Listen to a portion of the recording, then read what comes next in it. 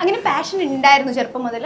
പറഞ്ഞു ഇന്നലെ എന്ന് പറയുന്ന സിനിമ കണ്ടോളൂ എനിക്ക് സിനിമയോട് വേറൊരു രീതിയിൽ ഭയങ്കര അറ്റാച്ച്മെന്റ് വരികയും അപ്പോൾ അങ്ങനെ സിനിമയിൽ എന്താണ് ചെയ്യാൻ പറ്റുക, സിനിമ എന്തൊരു മാജിക്കാണ് എന്നൊക്കെ ഒരു തോന്നലുണ്ടാവുകയും അതിങ്ങനെ മനസ്സിൽ സൂക്ഷിച്ചു കൊണ്ട് നടക്കുന്നുണ്ട്. അങ്ങനെയാണ് ഞാൻ കിച്ചുവായിട്ടൊക്കെ കണ്ട് ഞങ്ങൾ സംസാരിക്കുമ്പോൾ അവരും ഇത് ഒളിപ്പിച്ചു വെച്ച് കിടക്കുന്ന ഒരുത്തനായിട്ട് ഞാൻ മനസ്സിലാക്കുകയും അങ്ങനെ ഞങ്ങളുടെ സൗഹൃദം വീണ്ടും വീണ്ടും അങ്ങനെ ഒരു കൂട്ടം സിനിമാക്കാരിലേക്ക് എത്തി. അങ്ങനെയാണ് സിനിമയിലേക്ക് എത്തുന്നത്.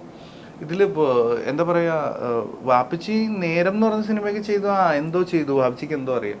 അതിൻ്റെ ഇടയിൽ ഞാൻ പോയി മറ്റേ സിനിമയും ചെയ്തിട്ടുണ്ട്. പക്ഷെ പ്രേമം ഇറങ്ങി ഭയങ്കര വൈറലായി. പക്ഷെ എന്തൊക്കെയും നടക്കുന്നുണ്ട്. വാപ്പിച്ചി അങ്ങനെ ചോദിക്കുന്നൊന്നുമില്ല. വാപ്പിച്ചി രാവിലെ വൈകുന്നേരമൊക്കെ ചായ കുടിക്കാനൊക്കെ ആയിട്ട്, വാപ്പിച്ചി എപ്പോഴും റിട്ടയർ ആയിരുന്നു. അപ്പോൾ ഈവനിങ് ചായ കുടിക്കാനൊക്കെ ആയിട്ട് പോകുന്ന കടയിൽ അവിടെ ചെല്ലുമ്പോഴാണ് ഇക്കടാ മോൻ എന്നൊക്കെ പറഞ്ഞു. എന്താടാ അവനിപ്പോ ഭയങ്കര സംഭവം എന്നൊക്കെ പറഞ്ഞിട്ട് അങ്ങനെ ആണോ അത് ശരി.